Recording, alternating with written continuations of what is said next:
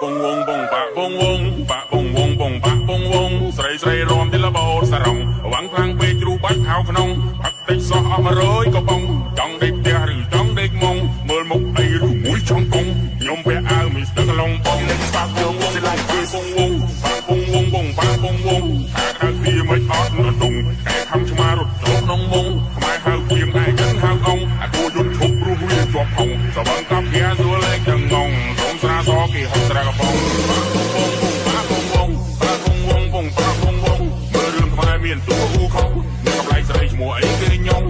ចូលចិត្តញ៉ាំបងលហងតែពេលពុលឡានខ្ញុំថើតកងឥឡូវស៊ីគូកំភ្លេចដាក់កងរកបាត់នេះខ្ញុំឡើងវិលបង